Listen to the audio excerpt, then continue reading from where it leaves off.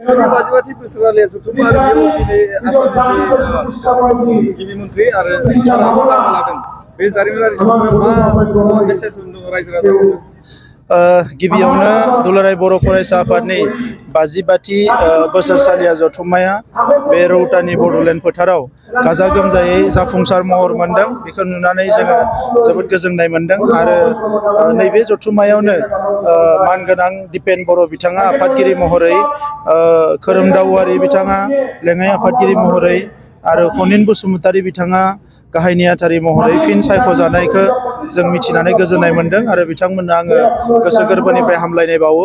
आङो अबंलावरिनि खाथियाव आर'ज गाबो बिथांमोननो अराय सम हारि सिबिनो अबंलावरिया अराय सम मदद हरबाय थाथों, आं बेखौ अबंलावरिनि खाथियाव आर'ज गाबो।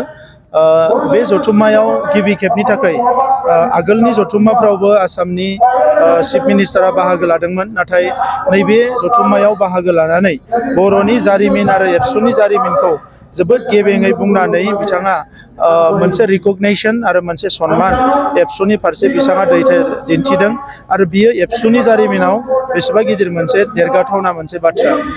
दा बेनिखायनो जे थांनाय समाव दुलाराय बर' फरायसा आफादा हारिनि थाखाय जेफोर कन्ट्रिबिउसनखौ होबोदों, खामानि मावबोदों, बिनि थाखाय आं साबायखर बावो आरो फैबाय थानाय समाव आरोबाव गोख्रोङै हारि सिबिनाय हाबाखौ दुलाराय बर' फरायसा आफादा मावलांबाय थागोन, आं बेखौ मिजिंथियो। बेफोर समस्याया लासै लासै जोबस्रांगोन, बारा गोलाव गैला।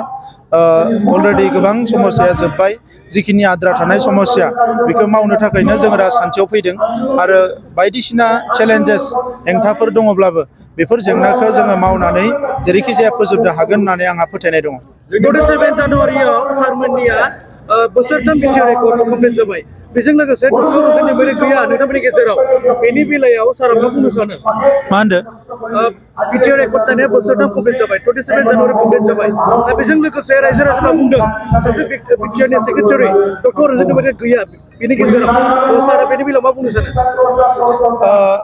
बियो एकर्ड जानायनि सिगाङावनो कर्टआव कनभिक्ट जाबायमोन, नाथाय बिनि उनावबो जोङो बयबो नाजानानै बिथाङाबो सागानगिरि जादों बे कर्टआव।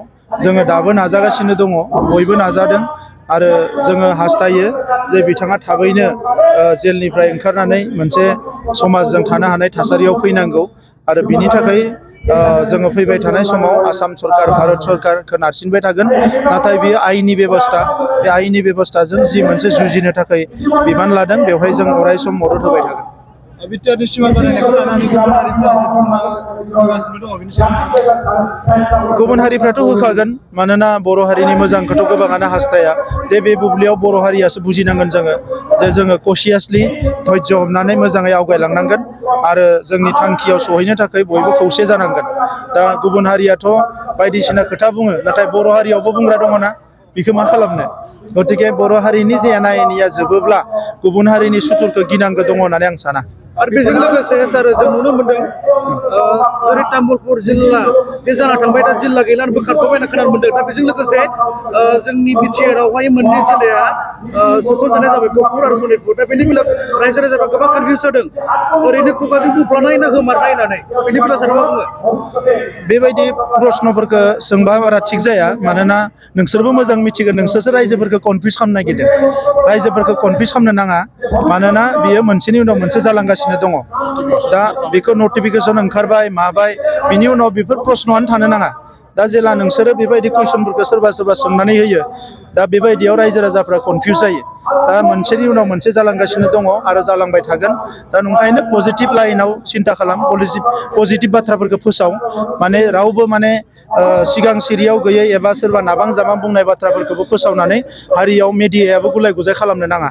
जायफोर नेगेटिभ बाथ्रा बुंग्रा बेखौ बारा जागा होनो नाङा, मानोना क्रिटिसिजमा थायो, खिन्थु जोंनि हारि बायदियाव एसेबां मानसि थैनानै दिनै बिएससि बिटिसि बिटिआर मोनबाय, बेवहाय साबा सानै मानसिफ्रा नाबां जाबां खोथा बुंनायानो दिनै हारियाव कनफिउस लाबोयो। जोंनि मावनाया कनफिउस लाबोआखै, जोङो बिटिआराव हाबगोन होनदों, हाबनो थांगासिनो दङ। सनितपुर बिस्वनाथआव हा मोनगोन होनदों, हा मोनगासिनो दङ। कलेजा प्रभिन्सियेलाइज जानो थांगासिनो दङ स्कुलफ्राबो प्रभिन्सियेलाइज जागोन मोनफ्रोमबो दिनै मोनसेनि उनाव मोनसे जागासिनो दङ नाथाय सोरबा साफा सानै मानसिफ्रा गोनो गोथो खोथा बुङो आरो बेखौनो लानानै उल्थां फाल्थां मिडियायाव ओंखारनायाव रायजो राजाफ्रा एसे कनफिउज जायो बिटिआर ओनसोलाव जे फेग्रा मुवा बाहायनाया लाइमोनफोरा बांसिन जादों बेयाव बिनि थाखाय मिडियाफ्रा बिराद प्रसार खालाम जाय लाइमोनफ्रा फेग्रा मुवा बाहायदों बिसोरखौ मिडियाया फोसाव बिसोरनि नामखौ फोसाव आरो बिसोरखौ मिडियायानो बांसिन टारगेट खालाम जे जोंथ' बुंबाय थाबाय बर' दैदेनगिरि बर' आफादफ्रा गोदोनिफ्राय बुंबोदों जौ जुवाया जोबनांगौ दा नंखायनो बेखौ बबे बबे जायगायाव जौ जुवाया सोलिगासिनो दङ बेखौ मिडियाफ्रा टारगेट खालामनानै हाइलाइट खालामनांगौ दाखालि बावै क'क्राझाराव जुवा होदों बेखौ आं खुनु मिडियायाव नुवाखै जोङो बन्द' खालामनो थिनदों नाथाय खुनु मिडियाया लिराखै आरो बेफोरबायदि मानसियानो माबा मोनसे बुङोबा मिडियाफ्रा बिराद गिदिर गिदिर फोसावो दा नंखायनो मिडियायाबो बे रलखौ लादो आं खावलायो आरो बबेयाव जौ जुवा बायदिसिना गाज्रि थासारि जादों बेखौ हाइलाइट खालाम लोगो लोगो जों बेखौ बन्द' खालामनो टारगेट लागोन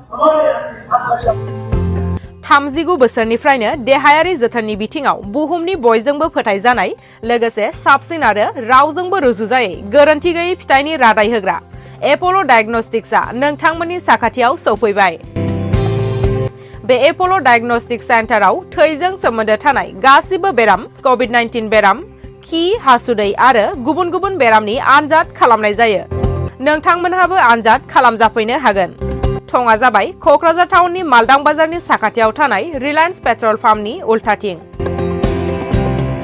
रोखायै मिथिनो थाखाय नोंथांमोनहा 6001517103 नाम्बाराव सुलु लानो हागोन एप'ल' डायग्नोस्टिक सेन्टार क'क्राझार